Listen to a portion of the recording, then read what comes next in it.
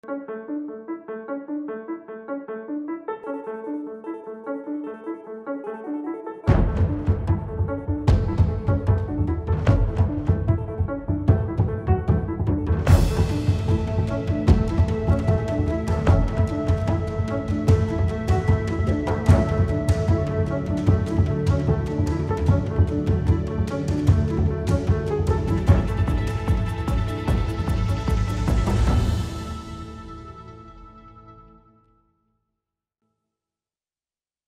afternoon, everyone, and thank you for joining us for this latest edition of AC Front Page, our premier virtual event series featuring top newsmakers across multiple digital platforms.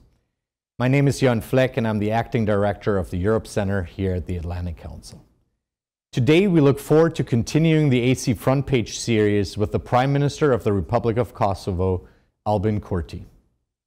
Prime Minister Kurti assumed office in March 2021, having served his first term as Prime Minister in early 2020. He was first elected to Kosovo's National Assembly in 2010, and amongst other roles, previously held the position of the Leader of the Opposition and Chair of the Foreign Affairs Committee.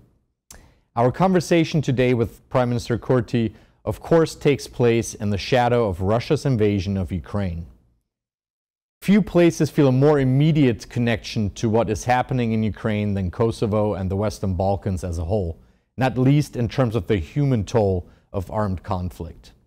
At a political level, Russia's unprovoked war of aggression against Ukraine has upended many of the assumptions we have all worked under for years. Assumptions about a Europe at peace, about the continent's security architecture, and about the progress and the future of the European project. This matters greatly for the Western Balkans. The tragedy of Ukraine is rewiring Europe, forcing its leaders to think again about how to tackle difficult problems on the continent. A small team from the Atlantic Council just spent a week in Paris and Berlin talking about how all of this is impacting the Western Balkans. Kosovo's future and its place in the European family of nations featured prominently in our discussions. And yet there are no quick or easy answers here. But it is critical to remember that without addressing the challenges in the Western Balkans head-on, Europe as a whole will be worse off.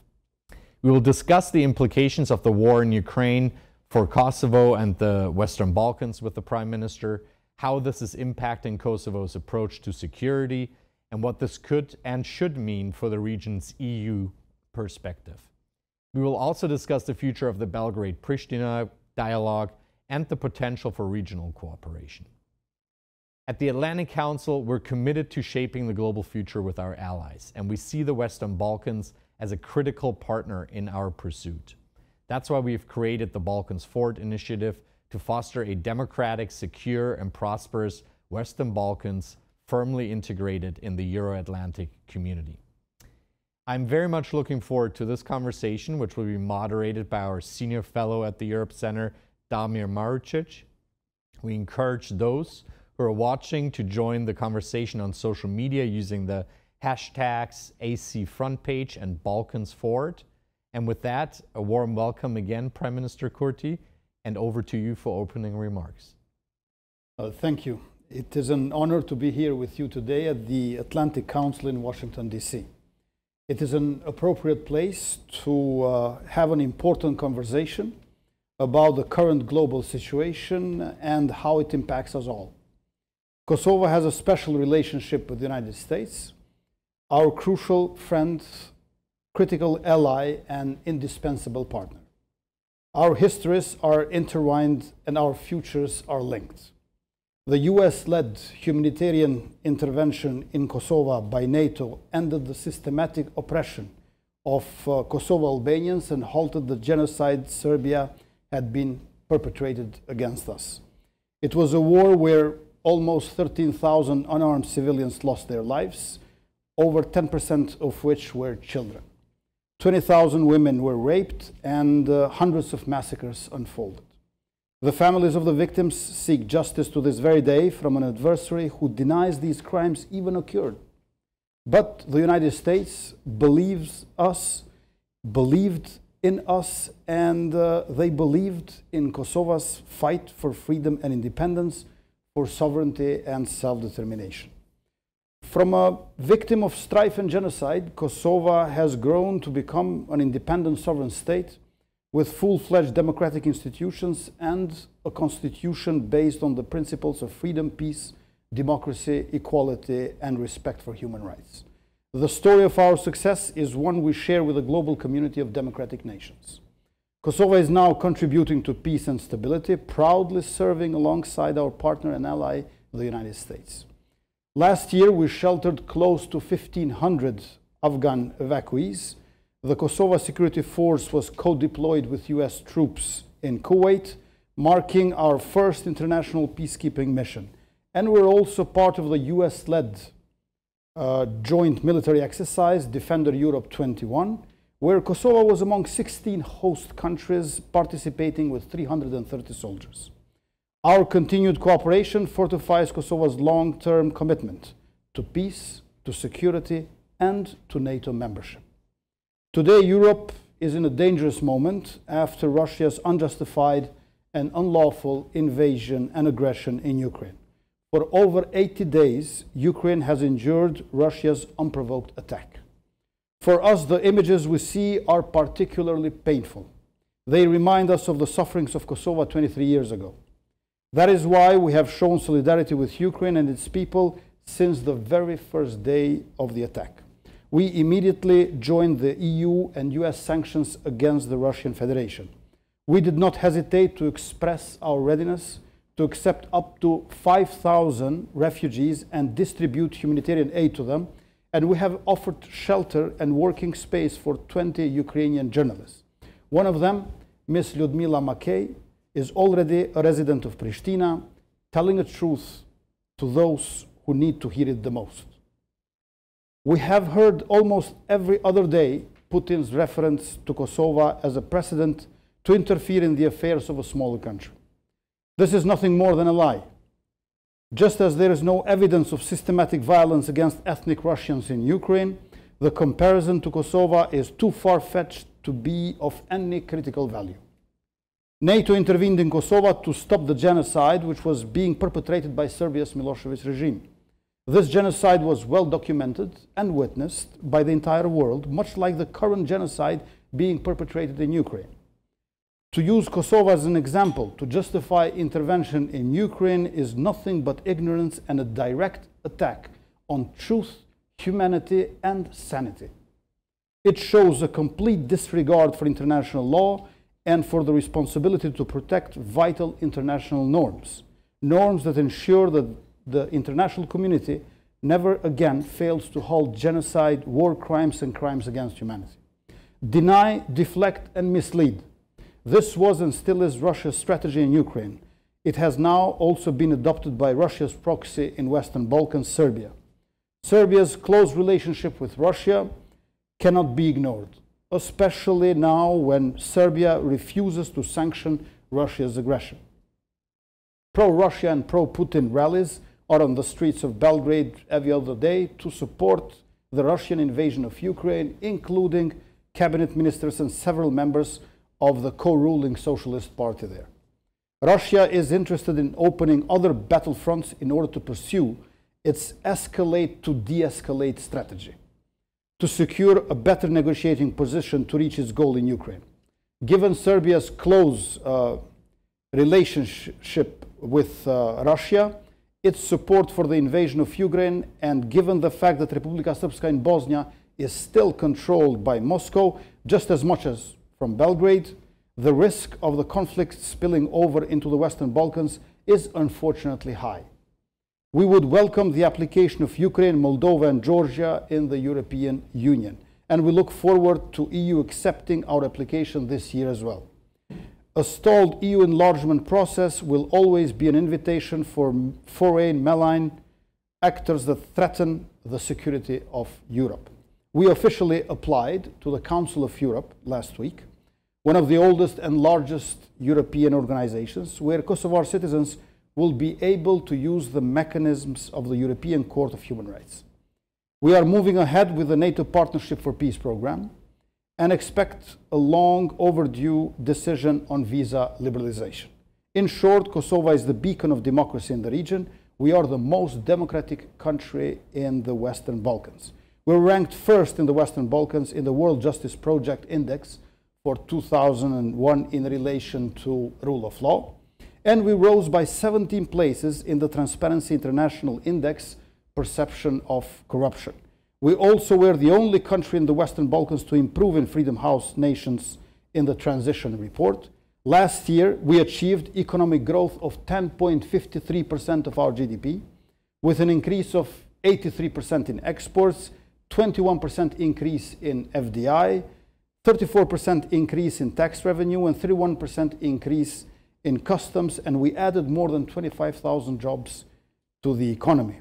In contrast to our progress, our northern neighbor, Serbia, is not a genuine democracy at all. Serbia is essentially a one-party state with Vučić at the helm. The opposition has no real chance of winning, and media freedoms are weak. Serbia's lack of democracy helps explain Putin's support of Vučić, as well as Vučić's support of Putin. Autocrats turn their backs on their people to embrace one another. This poses a threat to long-term peace in the region. Kosovo is the democratic success story of the region. It should therefore be supported with greater economic aid. It should also be supported in becoming a member of NATO, the European Union, and other international and regional organizations without any further delay.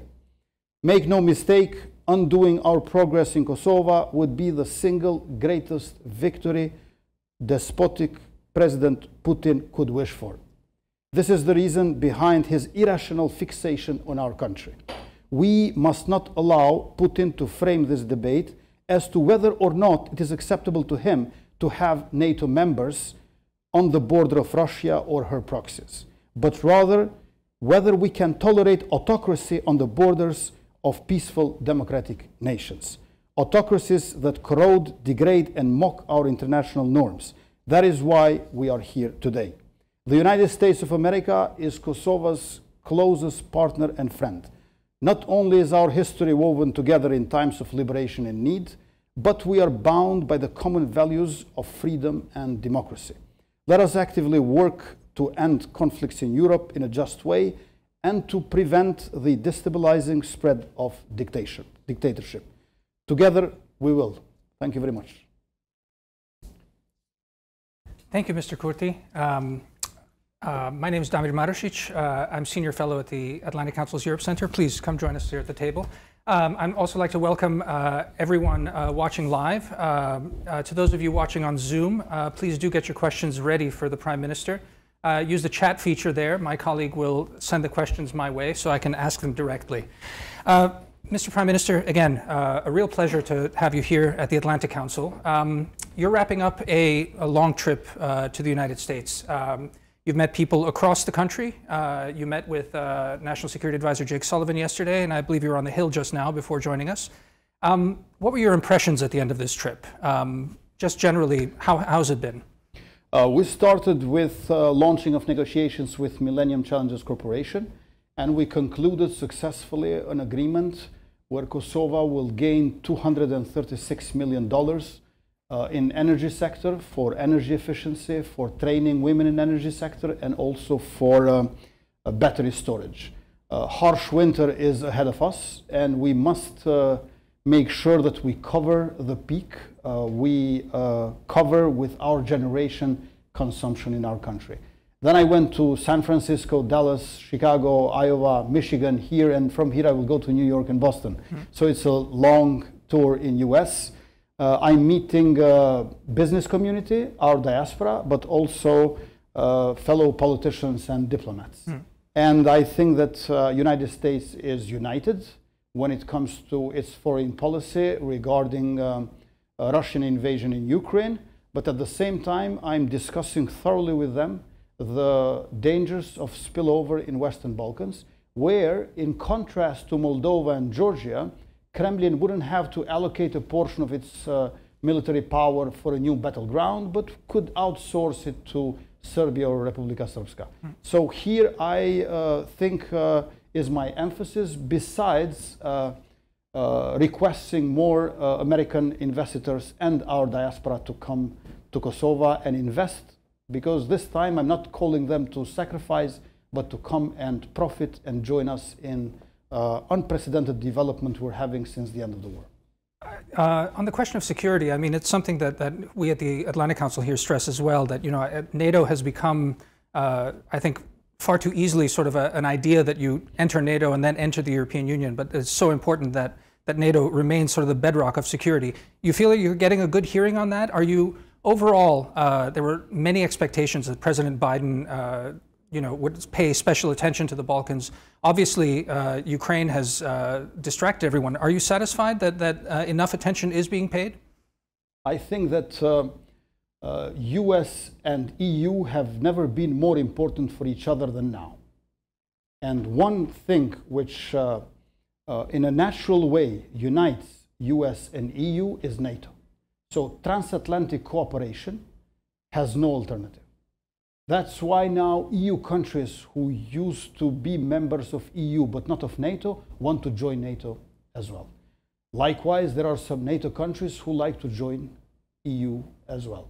We would like to see a Partnership for Peace program, Kosovo part of it, but at the same time membership in Council of Europe.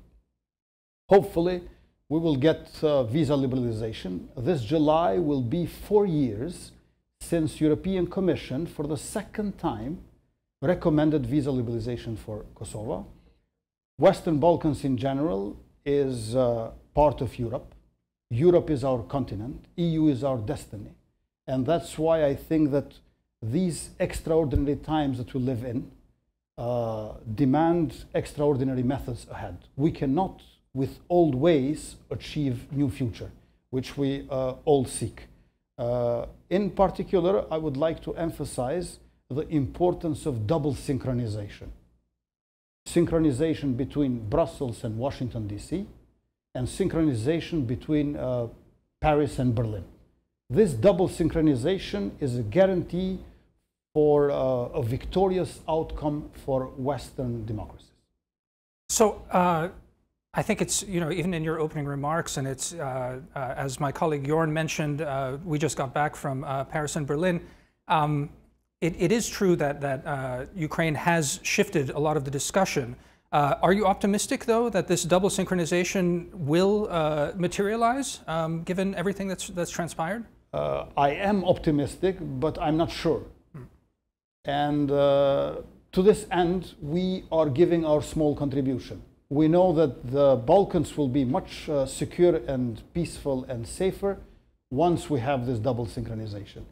And this comes at a time when, unfortunately, Serbia wants to occupy double center, which is pretending to be neutral in between EU and Russian Federation, but also in between US and China.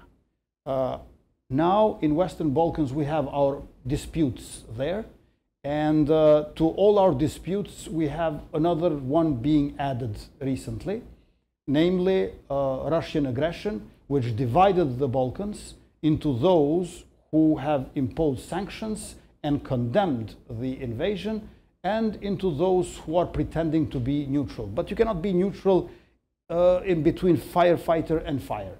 So when you see all these atrocities in Ukraine, when you know the fact that 12 million refugees we have in Ukraine after less than 3 months of war, and half of them, 6 million, had to flee the country, you cannot be neutral. But we have no time to lose, and I hope that Brussels and Washington, D.C. Will make clear to Belgrade that cannot sit in 3-4 chairs. On the other hand, despotic President Putin wants to see Kosovo fail, because he considers that Iraq and Afghanistan were examples of failure of the West, and now Kosovo is the only country which is left as a successful story. We have to defend Kosovo, because in this way we also defend NATO. Kosovo and NATO are part of each other's history, present and future time. And it is not only NATO which is defending Kosovo, but also Kosovo defends NATO, since it defends successful military intervention of 23 years ago, when Milosevic's genocide was stopped in Kosovo. Well, so already have questions rolling in. My friend and colleague Agon Malici from Spunker in Kosovo asks, it's a question about NATO. It says, Kosovo has prioritized NATO accession. First of all, how do you see that the road to that can open outside of normalization with Serbia, considering that the four non-recognizers and the reluctance of NATO to admit a country that has sort of open issues, given the situation in Ukraine, I think is an example. And secondly, what do you view as Kosovo's current contributions to regional security and NATO priorities, particularly, again, ensuring energy security, which is another issue that is very live after Ukraine. So, you know, if you'd like to take that one. Yes. First of all, regarding NATO membership, I don't think that Serbia should be considered in this question, because Serbia is against NATO. They don't want to join NATO.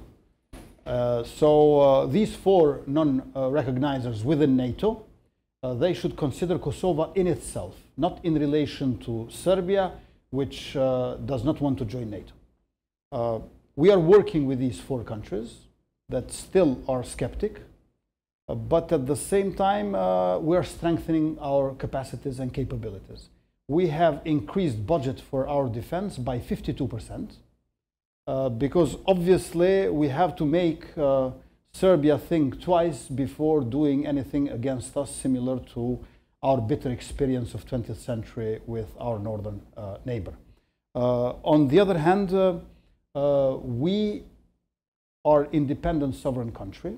We are a normal democratic country, but our relation with Serbia is not normal. So what we have to do is to normalize relations. Our being is fine. Our relations with Albania, North Macedonia, and Montenegro are also fine. We have problems with relations with one country because of that country. So in this sense, we look forward to full normalization of relations. And President Biden has put it very clearly that it has to be done with a legally binding agreement centered on mutual recognition. On the other hand, we participated from March to June last year in Defender Europe 21. There were 27 nations, but we were among 16 who were hosting this great NATO military enterprise with 330 soldiers. And we look forward to participate in Defender Europe 23. On the other hand, Serbia had 104 joint military activities with Russian Federation, notably the most famous one being Slavic Shield and Slavic Brotherhood. So I think that the demarcation line is pretty clear here. And I urge for NATO countries who still do not recognize Kosovo to move faster toward recognizing Kosovo, and in this way enable us to stabilize the Balkans. Well, there's so many ways we can take this, but you know, I have several questions coming in already about the non-recognizers and questions about visa liberalization more broadly, because I think both are linked ultimately. These are questions, these are political questions within the EU. So, you know, I have one question from Frauke Sebas, says, what can the US do to convince non-recognizers to change their course? So let's have that as one question. But then the other question, I suppose, is again, to push you a little bit on the question about your optimism about Europe. You mentioned visa liberalization. Do you have any sense that things are changing, that the dynamic is changing within Europe, that there's momentum to do something which, again, we here at the Atlantic Council never tired to mention, that this is a simple thing that is due Kosovo, that is absolutely necessary to happen, and there's no reason it should be held up. Yet still here we are. Yeah. So those two questions, if you could.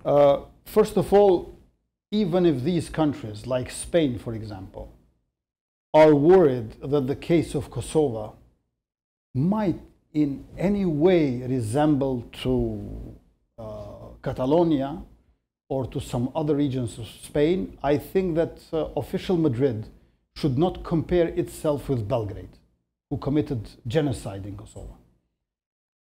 And of course, Kosovo has no similarities with Catalonia. Catalonia is the richest part of Spain, We were the poorest in former Yugoslavia.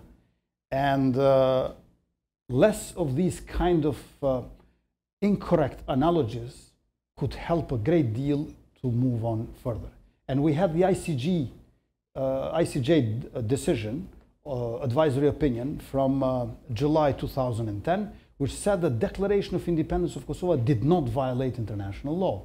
And for 4 years after declaration of independence, we had international protectorate in our country, which was lifted ultimately in 2012.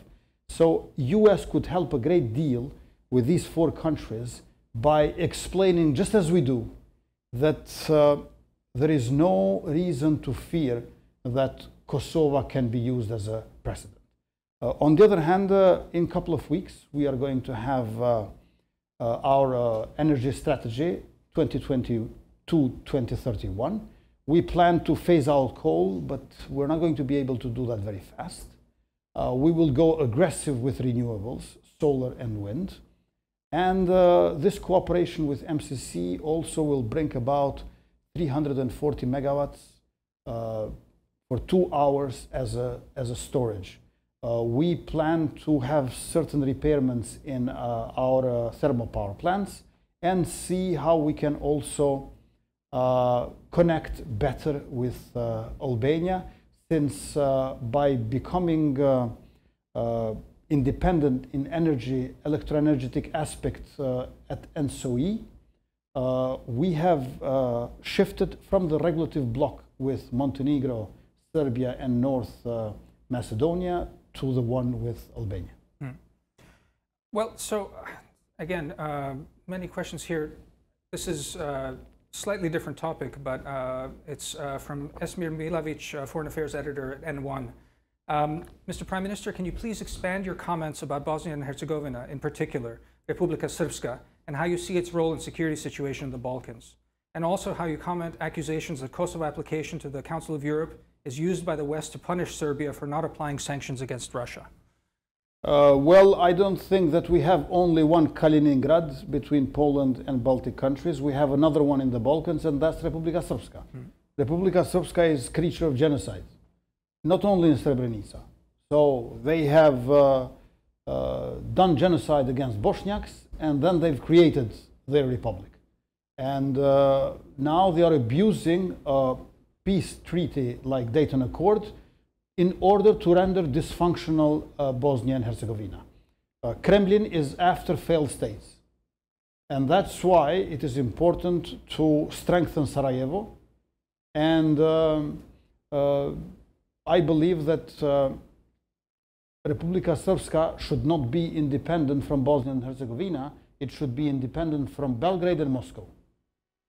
So we are worried, since there is an autocracy in Republika Srpska, and the leader there has direct links with Moscow. Actually, it doesn't go through Belgrade at all. So we're following carefully the developments, but I believe that both EU and NATO and US should pay more attention to Bosnia and Herzegovina, just as they should to Kosovo. Well, there was a question there in the Council of Europe, and I have another question from Ed Joseph from Johns Hopkins University. He says, it appears that Kosovo's application to the Council of Europe will not be discussed at this week's meeting at the Council of Ministers. What conclusion, if any, do you take from that? Again, given these questions about enlargement and attitudes towards Kosovo and Europe, what impact will such a decision have on the process that the US and EU have outlined for you to achieving mutual recognition? It's very good that Russian Federation has been expelled from Council of Europe. Actually, membership has been suspended, and I don't think that there would have been any better example for the times in which we live in than to replace Russian Federation with Kosovo. If you are really on the side of peace and democracy, this is the right thing to do. Kick out Russian Federation, bring in Republic of Kosovo. I hope for the best for the 20th of May. We have applied. It's a must to apply. It's a very important organization, and we should be part of it.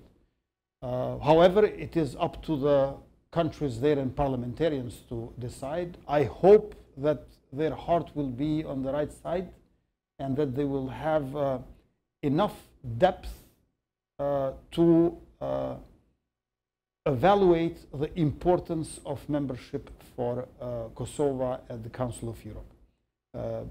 Kosovo is at the heart of the Balkans, and we have been proving that in spite of the stance of EU towards Kosovo, for example, with delaying visa liberalization, in spite of us fulfilling all 95 criteria, which is 2.5 more than other neighboring countries had to fulfill, we always preserved endurance, patience, goodwill towards EU. And now it is the time this to be rewarded.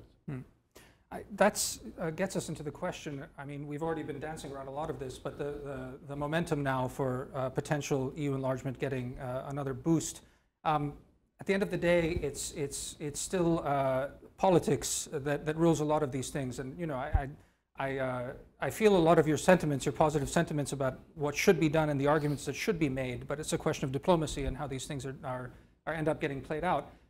You know, we all noted that President Macron gave the speech, I think a week from last Monday, where he called for a European political community, which struck many of us as potentially another sort of holding pen for aspirant countries that may not yet come in. How did you view that proposal? Is that something of concern when you look at you know, countries aspiring to get in, and never mind even just the Kosovo's particular situation, given everything you've outlined, that you've been waiting for so long and with patience and the rest of it?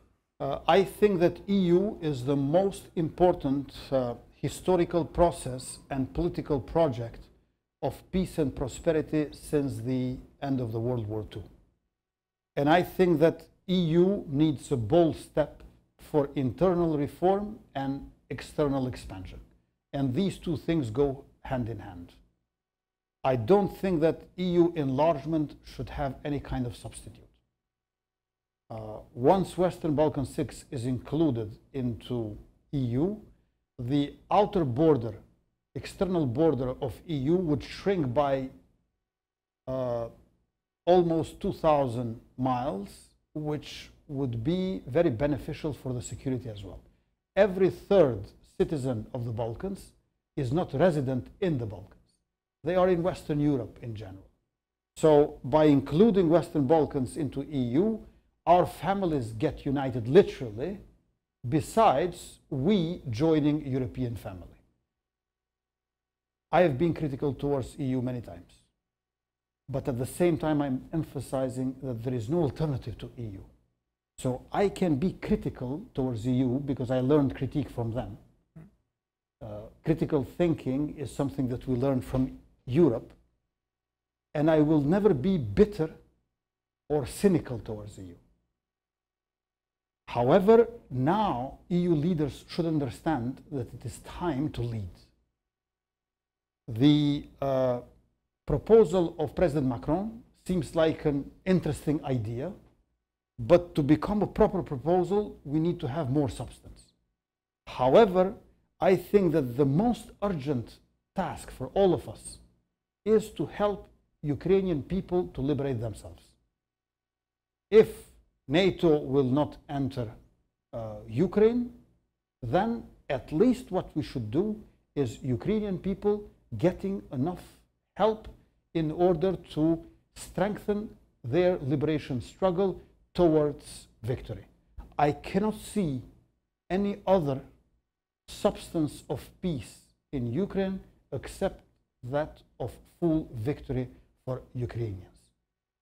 At the same time, whenever EU was showing lack of trust on the Balkan nations, I didn't get angry. I rather get sad, because that is an expression of EU's lack of self-confidence, rather than just being lack of trust on us. So EU needs more self-confidence. And I think that they have the right person in the White House to that end. Let's see how this newest proposal develops. But more united EU in political, economic, military aspect is better for the continent and not only.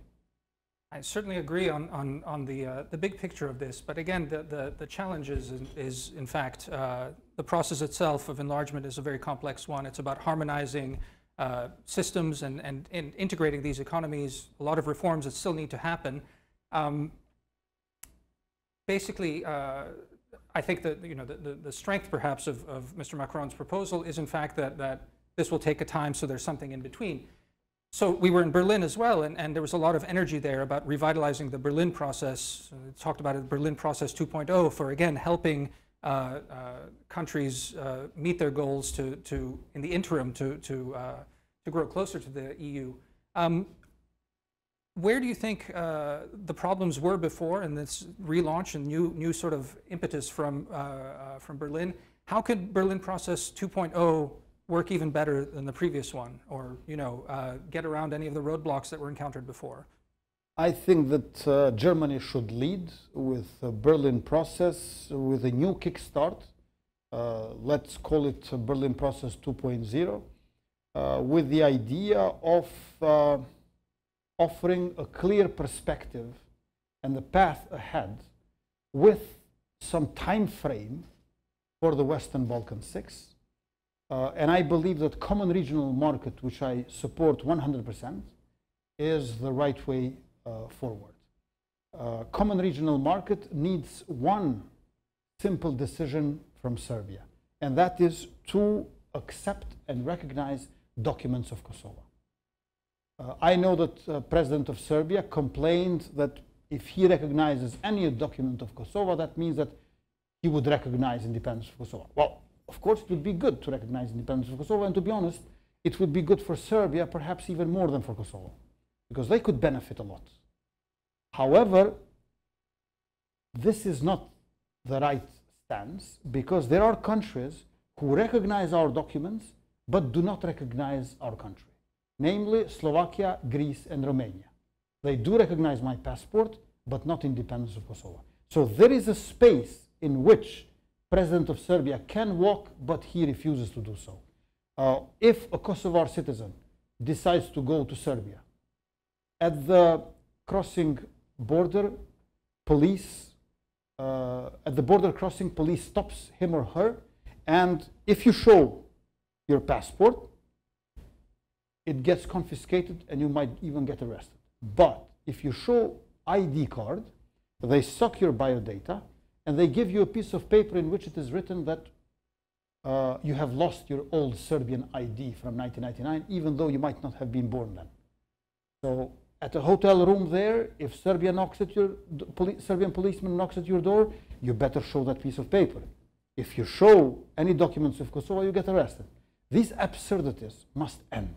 Common regional market with its 4 freedoms, freedom of people, capital, goods, and services, immediately gets implemented once Serbia recognizes at least our documents, if they want to delay a bit more recognition of our independence. Let me ask you a follow-up on that. Obviously, Mr. Vučić, but also Prime Minister Rama are quite bullish on the Open Balkan initiative that they're running. I understand your objections to it. I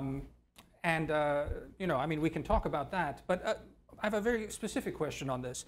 What would be the harm of engaging with, if you believe that Mr. Vučić is just using this as a ploy, to call his bluff on this, to basically have Kosovo represented, or just show up to a meeting to see whether there's any goodwill there. To test it, to basically show up the promise if it's a false one. I've met him 3 times, and believe me, you don't need to meet him more to know what are his stances and his goals. It's easy, quite easy to detect. Serbia is not open for Kosovo, does not recognize our documents. If they want the Balkans to be open, first they have to open Serbia for Kosovo, which is not the case. Then Balkans, it is open for EU and NATO. But Serbia is also open for Russian Federation and China.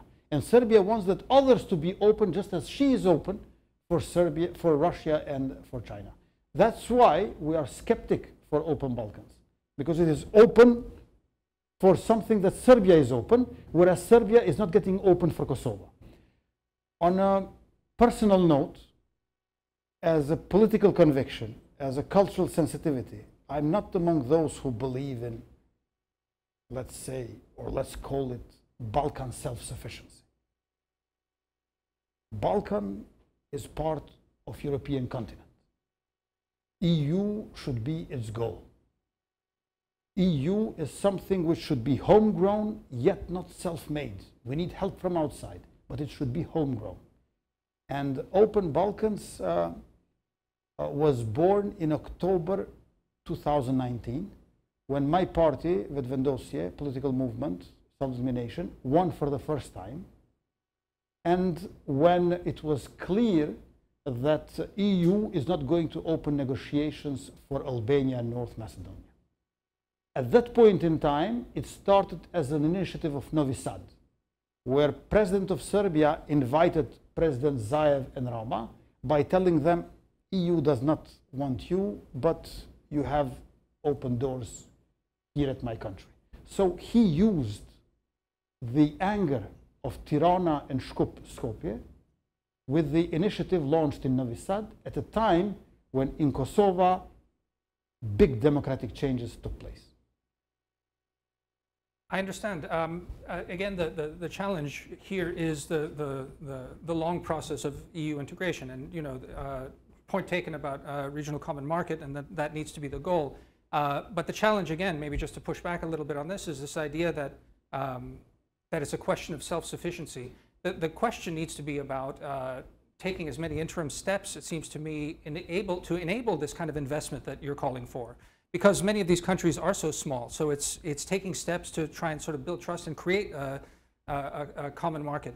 Is there a way that you could imagine that efforts are made at regional common market, efforts are made to test Open Balkan, to just sort of see, again, just to keep momentum going? Because while I do think this is a very important moment in Europe and there are chances that things could get unlocked, it still feels like we're very blocked up in the Western Balkans, that there isn't a lot of momentum. So yeah. Any thoughts on that, like about maybe in parallel just trying everything just to see if we can move the ball forward? Let me give two elements how Berlin Process 2.0 should be different from Berlin Process as we know it. Number one, no EU funds without EU values. EU values being democratization, rule of law, freedom of the press, human rights, civic rights, facing of the past. It is important to have EU values in place. I believe that our autocratic leaders in the region, they want EU money without EU reforms because they would not themselves survive EU reforms.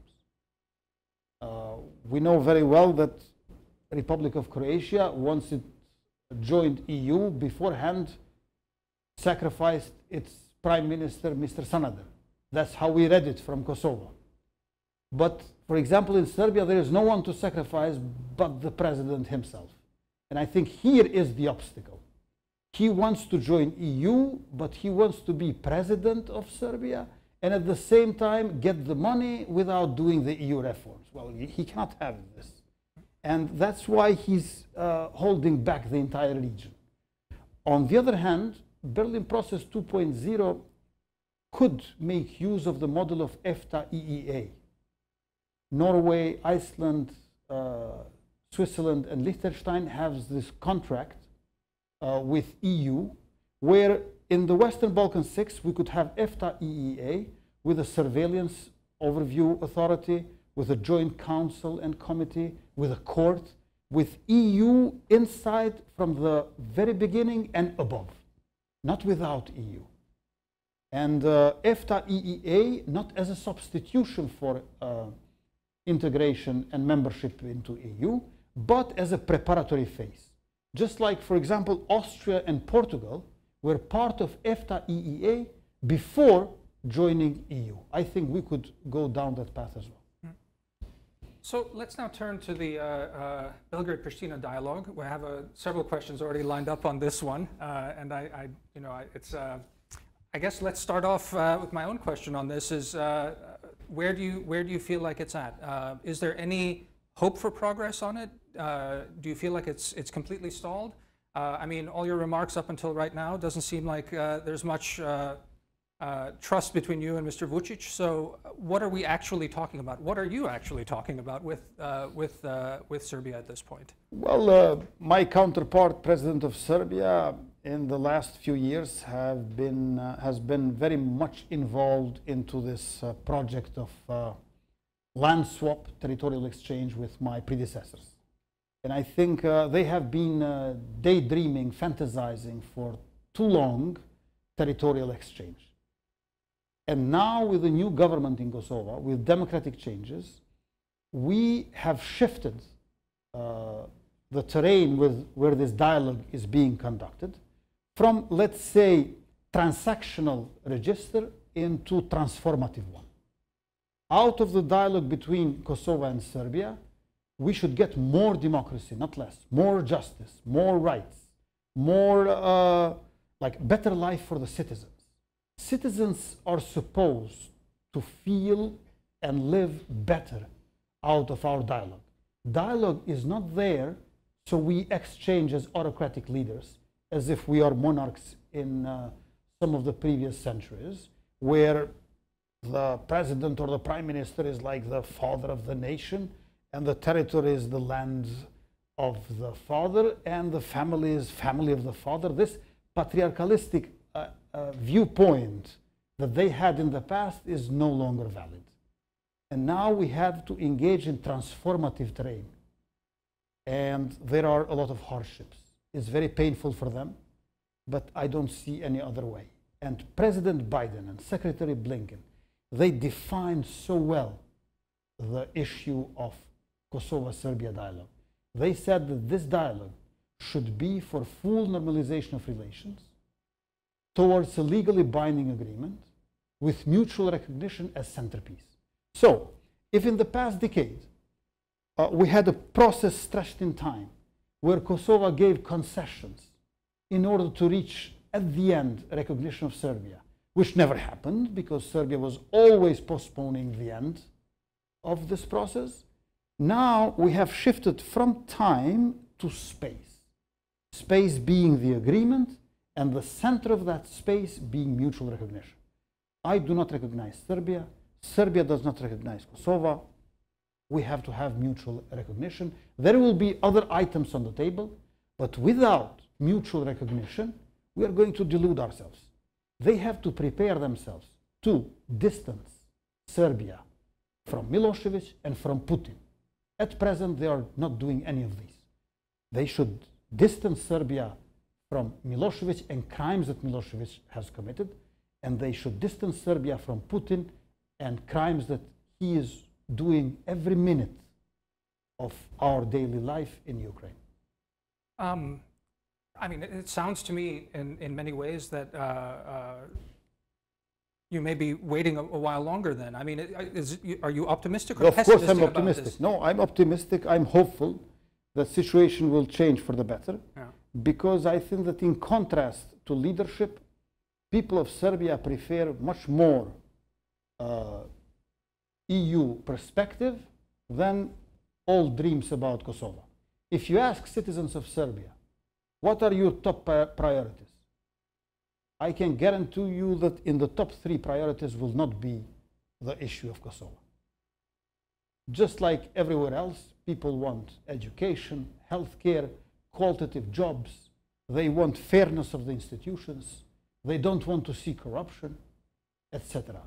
Kosovo is not their priority. But the leadership is problematic because it is the leadership of the time of Milosevic, which does not have the courage. They are not brave enough to distance themselves from Milosevic, who, by the way, never consulted them. Because we know very well that President of Serbia used to be Minister of Information of Milosevic. But I can imagine that Milosevic never consulted Vučić. So it shouldn't be difficult for Vučić to distance himself from Milosevic, who never consulted him. But he doesn't have this courage. It's not brave to do this historical momentum, historical move in this momentum when, again, I'm repeating, Serbia would benefit much more than Kosovo. You know, even if they don't recognize me, we are strengthening our country, our economy is growing, our being is fine. What hurts me, what offends me, is not their non-recognition, is the fact that they do not acknowledge crimes committed in Kosovo. President of Serbia said that Rečak massacre of 15th of January 1999 was fake, did not exist. This hurts me. So non-recognition of the crimes committed in Kosovo are something which is very offending for us. Non-recognition is bad, but not as bad as the first thing. Let me ask you then, I have a question from our senior fellow at the Atlantic Council, Dimitar Bechev, on the process. I mean, given everything you've described right now, and the blockages I think that are in this, and you know, all your points taken, is there a way out if there's a different format for this? Is it a question that it could be reworked in that way? I mean, I take all your points. These are sort of first principle points, but is there a way to, again, make progress if there was a different format? And then I have another question from Daniel Serber from Johns Hopkins University, and says, you have been clear about what you want from Serbia in the dialogue. What are you prepared to give that Belgrade wants? First of all, I think that the format is right. Brussels, Washington, Berlin, Paris, London, Rome. These are the centers within which we should find the agreement. Meanwhile, there are 3 other types of dialogue that we are conducting with Serbia, but still didn't reach the agreement, even though we're close. For example, in the case of car plates between Kosovo and Serbia, we are thinking that it's best to remove those stickers, those plasters, like when you have a wound and you remove the plaster and you move on. But we still didn't find a mutually acceptable agreement which is according to European standards, because stickers are not a European standard. The other agreement is regarding energy in the north of River Ibar in Kosovo, because Serbia doesn't want Serbs to pay electricity there. Millions of euros I have to pay each month in order not to cut off Serbs in the north. In one hand, because of humanitarian reasons, it doesn't feel good to leave families without electricity. And on the other hand, illegal structures of Serbia, which still exist, are waiting for that moment in order to link some of the northern municipalities with Serbian power network. And the third agreement is about missing persons forcefully disappeared.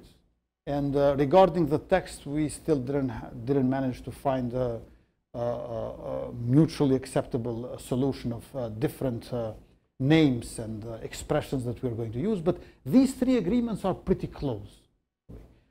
I cannot see any other format, to be honest. I think that support of US under Brussels auspices, together with Berlin Process 2.0, we must find an agreement together for the betterment of the citizens. Now, regarding giving something to Serbia, first of all, I'm afraid that this would fall within the transactional logic. Tit for tat, you have like to give something to get something. And I want citizens to be able to benefit from the agreement. Currently, when I meet Belgrade representatives, they are still mourning and lamenting for the losses that Serbia had as a state due to Milosevic's crimes. So I'm not supposed to compensate Serbia as a state for its losses from the past. I think that has to do with certain introspection within the Serbian society. I am in Kosovo as a prime minister in order to serve people of Kosovo, citizens of the republic.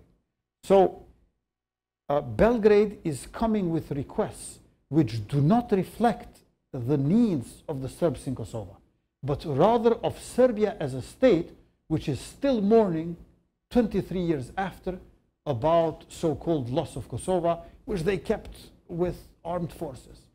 So I think that they should get over this mourning and this lamenting, because this is not serving citizens. This is serving just some kind of old dream about Greater Serbia, which can turn into a nightmare for Balkan people. But we have to together work with EU and US so that never happens. Well, so we are running out of time here. One other question that I think is looming over this is the agreement over the Association of Serbian Municipalities. It's just part of the process. Kosovo has, I think, a legal responsibility to implement this, or I mean, where do you stand on this and on the path forward? And again, interesting to hear you talk about, to Dan Serwer's question about giving something to Serbia, but ultimately these are negotiations in the end. And I take your point, moving away from pure transactionalism, but it still is a dialogue about trying to figure out a path forward. So specifically to ask you about ASM, what do you see the prospects for that? I understand that there's the next step to implementation would be to draw up a plan, which then of course you could then veto yourself. I mean, is there a holdup there? Is there a willingness on your part to move forward on that, or is it another sort of stall at this point? Association of Serb majority municipalities has been agreed in Brussels in August 2015, and it did not pass the test of the Constitutional Court of Kosovo. Beforehand, also Serbian side agreed that it could be addressed as an issue to the Constitutional Court. Ahtisaari's plan, which was a compromise and is enshrined within our constitution, says that Kosovo should be a multi-ethnic society. So in spirit, it is Ahtisaari's plan, which does not allow one ethnic entities. So if you would have in Kosovo association of municipalities of River Lepens or Rugova Mountains, or agricultural association where a developmental perspective could unite municipalities, that would be acceptable. But one ethnic is not possible. According to Constitutional Court decision published on 23rd of December 2016, I remember very well that none of the 7 chapters of the agreement are in compliance with our constitution, and altogether 23 articles are being violated. So it is institutions of the state, not myself as a prime minister, which does not allow association of Serb majority municipalities. President of Serbia brought this in our talks, and I said that no Serbs of Kosovo ever protested for non-implementation of this agreement. Only Belgrade is protesting. I received many letters from Serbs of Kosovo as prime minister, different requests. But none of them wrote to me a letter that I want association of Serb majority municipalities. Only Belgrade wants it. And then President of Serbia said that he wants this for the sake of the Serbs. But how he wants it for the sake of the Serbs when they are not wanting it? Number one. And number two, if he cares so much about minorities, and he is boasting how minorities in Serbia are having great amount of rights and freedoms, let's take the Serbian model to Kosovo. Serbia has national councils for minorities, for Albanian minority in Preševa, Medveđa, and Bujanovsk, for Bošnjak minority around Novi Pazar, for Hungarian minority in Vojvodina, for a Romanian minority in Timok region of Pirot and Negotin. So let's see how Serbia deals with its minorities, and we can apply it in Kosovo. Because without some reciprocity, without some balanced symmetry of rights, we cannot have sustainable peace and long-term stability. So I offered this. I offered to President Vučić also to sign together a peace declaration of non-aggression. He refused. He refused to do so. Therefore, I am there also Prime Minister of Serbs of Kosovo. and I'm against any kind of discrimination. And there is no discrimination in the budget of our republic for Serbs. On the contrary, there are certain privileges. We have reserved seats in our parliament for them. But also, there is a fund which is allocated specifically for Serb majority municipalities in the north. So we are doing these kind of things. But again, it comes down to lamenting and mourning about the losses of Milosevic. This is the problem. I cannot compensate Serbia for what they lost a quarter of a century ago. It was their crimes. They need introspection for that. You know, not in Kosovo to try and get compensated in order to be happy in their old goals with old stances. I believe it's the final time to get over these things. But again, I do not see the European kind of courage, the grain of being brave to do this. Neither of, let's say, Charles de Gaulle, who said, France is great also without Algeria, or of Willy Brandt, who kneeled in Warsaw to the victims of Second World War caused by Nazi Germany, or of, let's say, Gorbachev, who did perestroika and reformed Soviet Union. There is not a grain of any of these three in Belgrade, and that's why we are stalled in this situation. Mr. Kurti, we are out of time. Thank you so much for this conversation. It's given us, everyone, I think, lots of food for thought. Your optimism, and still, I think the challenges ahead are real. So I wish you luck on everything, and thank you once again for joining us here at the Atlantic Council for AC Front Page. Thanks a lot. Thank you for having me.